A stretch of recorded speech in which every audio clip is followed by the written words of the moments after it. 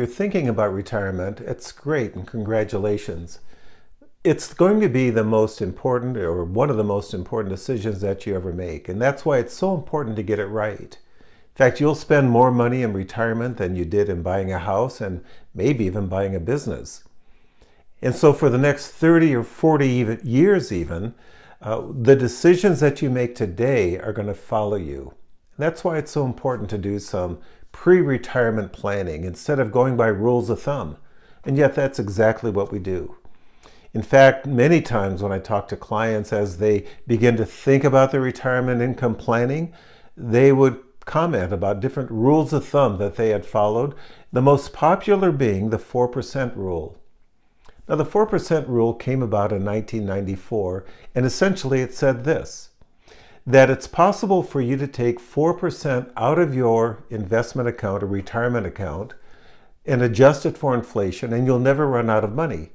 And so individuals and even advisors rely on this rule of thumb to give answers to a 30-year journey that's going to take place in their retirement. But what happens if they get it wrong? Well, any rule of thumb might have some merit and basis for reliability, but overall they're just that. They're rules of thumb that could lead you astray. For example, years ago when I worked at a large accounting firm, we went to Montana to look at a small business. The owner wanted a valuation on his company, and when we asked him what he thought it was worth, you come to find out he thought it was worth about 3 times more than the actual value. Well, how did he get there? He relied on rules of thumb.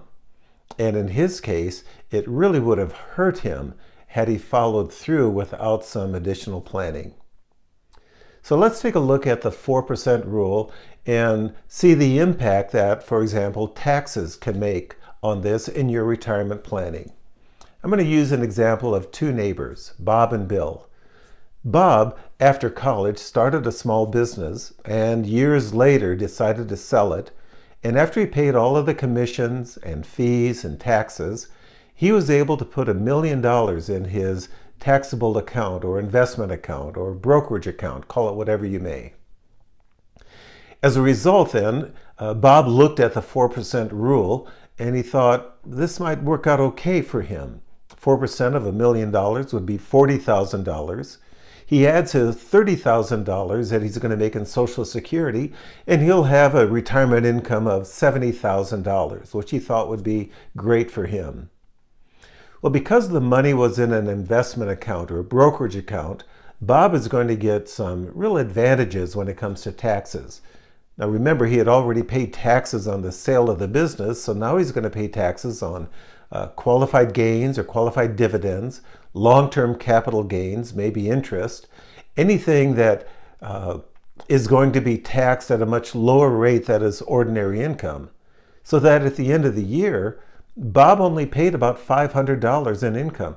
His Social Security wasn't taxed, and because of the way he took money out of that investment account, he was able to save quite a bit on his federal taxes. And Bob and Bill are neighbors. They live in a state that doesn't pay any income tax, so he came out okay.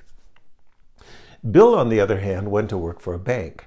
And when he retired, he had $1 million in his retirement account, a 401k that he rolled over into an IRA, but all of that money was tax deferred.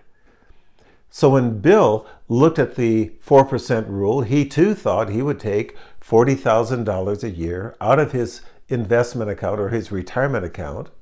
He also had a $30,000 a year Social Security income, and so he was counting on a retirement income of $70,000. But this is where taxes came into play. You see, every dollar that Bill pulled out of his retirement account was taxed as ordinary income. And because he pulled out so much, a portion of his Social Security was also taxed, so that Bill had a federal tax rate or a federal tax hit of $6,000, about $500 more than his neighbor Bob. Now, when you think about that, over a 30-year span, Bill is paying about $180,000 more in taxes, and he'll have that much less in spendable income throughout his retirement. So what happened?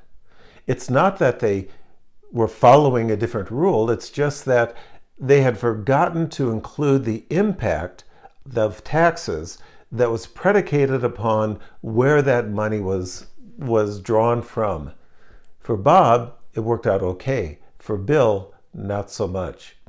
That's why it's so important for you to do two things. Number one, maybe in your 20s and 30s, go ahead and look at a rule of thumb, but as soon as retirement starts coming into focus, or as soon as you begin to think seriously about it, which would probably be in your mid-40s to early 50s, then it's time to begin a more detailed plan so that you can prepare all of your accounts to get the most from them as you retire. Hey, I'm Paul. I'm with Clearstone. We help people answer those kinds of questions. How do I get the most out of my retirement income? And if you have any questions, here's my contact information.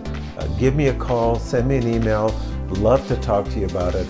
Thanks so much for watching. Next time we're going to look at the 4% rule and the impact that inflation can have, and once again, why this rule may not be the best one for you to follow. Thanks for watching.